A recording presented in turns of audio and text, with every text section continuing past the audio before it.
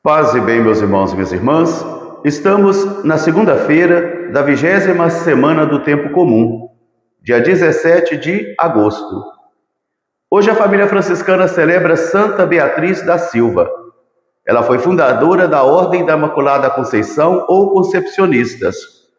E ela viveu de 1424 a 1499.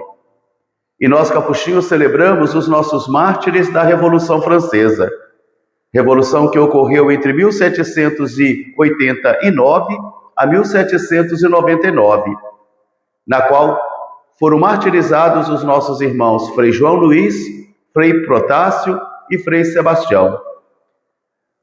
E o nosso evangelho é retirado do livro de Mateus, capítulo 19, versículos de 16 a 22. Naquele tempo, alguém se aproximou de Jesus e perguntou: Mestre, que devo fazer de bom para possuir a vida eterna? Jesus respondeu: Por que tu me perguntas sobre o que é bom? Somente um é bom. Se queres possuir a vida eterna, pratique os mandamentos. Ele perguntou: Quais mandamentos?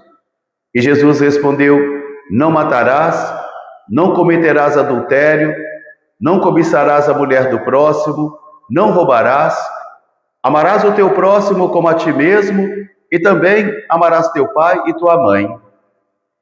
Ele respondeu: Mas, Senhor, eu já tenho praticado isso desde a minha juventude. Jesus então olhou para ele e ele perguntou: Então, o que me falta? Jesus respondeu: Se queres ser perfeito, vá, vende tudo o que tem, dá o dinheiro aos pobres, depois vem e segue-me. Ele ficou muito decepcionado e muito triste e partiu dali, porque ele era muito rico. Palavra da salvação. Glória a vós, Senhor. Meus irmãos, minhas irmãs, novamente a liturgia nos oferece a palavra de Deus. E a palavra de Deus, às vezes, ela pode entrar em nossos ouvidos e ficar somente a nível da cabeça, como ideia, como literatura, e não cria raiz profunda. Como aquela parábola que Jesus fala sobre a semente que é lançada na beira da estrada, ou no terreno espinhoso, ou no terreno pedregoso, ou na terra fértil. Assim é a palavra de Deus. E todos os dias nós ouvimos a palavra de Deus, ou na televisão, ou na internet, ou nas sagradas liturgias das quais participamos. Mas essa palavra pode entrar num ouvido e sair pelo outro, porque o coração não está preparado e também a própria vida ou a própria dinâmica da existência humana não está preparada, não está madura para poder fazer com que a semente floresça.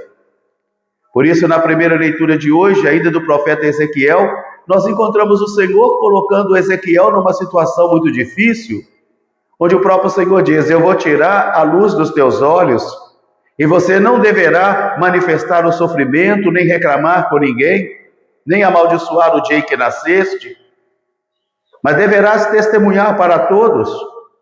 E o Senhor fez com que a esposa de Ezequiel morresse, e ele não podia celebrar o luto, nem comer o pão dos mortos, nem as lágrimas das carpideiras, porque ele deveria ser um sinal para aquele povo de cabeça dura, um sinal para aquele povo que estava apartado do Senhor, um sinal para uma história humana da qual Deus não fazia mais parte.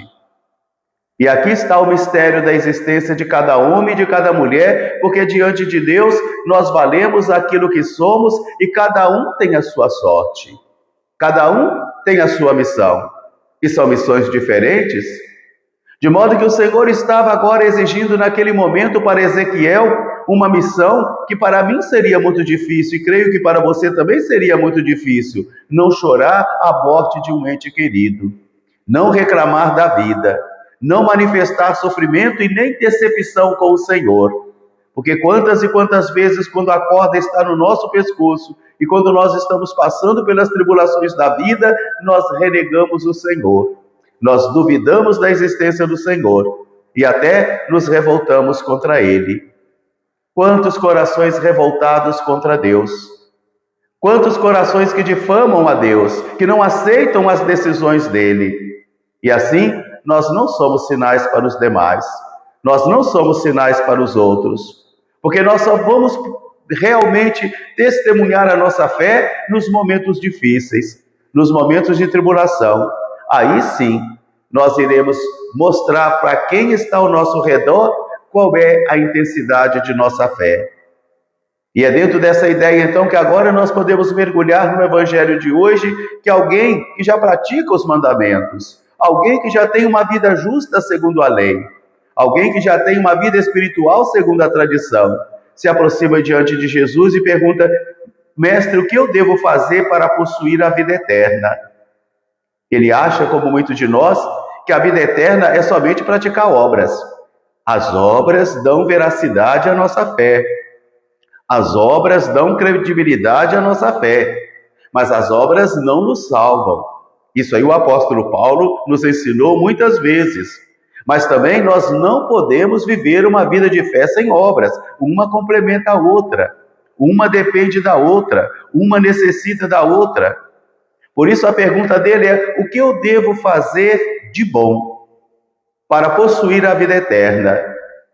Jesus vai recordá-lo uma coisa: um só é o bom, é Deus.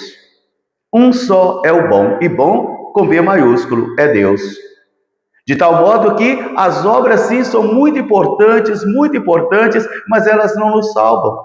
Aquilo que Santo Agostinho nos ensinou, tirado do pensamento de Paulo: aquele que te criou sem ti, não vai te salvar sem ti. Quer dizer, 90% é a misericórdia do Senhor, 90%, e 10% é a nossa participação. Agora, nós não podemos adquirir a salvação somente mediante obras, mas também a fé em Jesus Cristo, também a fé.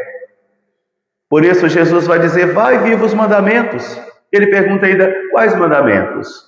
E Jesus elenca alguns, e depois de elencar esses, ele vai dizer: mas Senhor, eu já pratico isso durante toda a minha vida, eu já faço isso durante toda a minha existência, então o que me falta? Aqui está a pergunta: o que falta a mim para ser fiel à missão que o Senhor me concedeu? O que falta a você para ser fiel à missão que Deus te concedeu? Não basta somente guardar os mandamentos, não basta somente dizer-se cristão.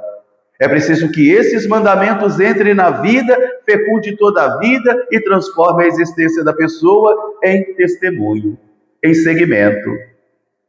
Jesus está colocando para aquele homem uma exigência que não fizera para muitos outros, mas para aquele sim, para aquele ali essa exigência seria feita. Vá, vende tudo que tem, dá o dinheiro aos pobres e depois vem e segue-me. Renunciar a tudo e depois seguir a Jesus. Aqui está a lógica da vida consagrada religiosa. Renunciar aos bens, renunciar a tudo e depois seguir a Jesus. E seguir a Jesus significa viver como ele viveu, ter os mesmos pensamentos e os mesmos sentimentos de Jesus de Nazaré. Mas aquele homem fora incapaz de realizar isso porque ele era muito rico, diz o nosso texto. Ele ficou entristecido. Ele ficou decepcionado e ele saiu do caminho de Jesus por causa dessas exigências que eram para ele. E o texto termina: e ele foi embora triste porque ele era muito rico. Aí nós vamos entender por que Jesus diz: é mais fácil um camelo entrar pelo buraco de uma agulha do que um rico entrar no reino dos céus. Não porque é um pecado, mas é porque às vezes ele confiou tanto na sua riqueza, absolutizou a sua riqueza, divinizou a sua riqueza, que ele é capaz de fazer coisas horríveis por causa dessa riqueza, até de perder a sua alma. Essa palavra de hoje é para mim, essa palavra de hoje é para você.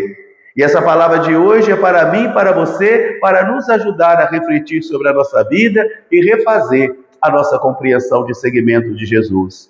Jesus diz que só os violentos é que vão entrar no reino, possuir o reino. E fazer violência é não permitir que o materialismo nos domine, a indiferença religiosa nos domine, a violência nos domine e uma vida sem Deus impere sobre a nossa vida. Fraterno abraço para todos, até amanhã se Deus quiser. Paz e bem.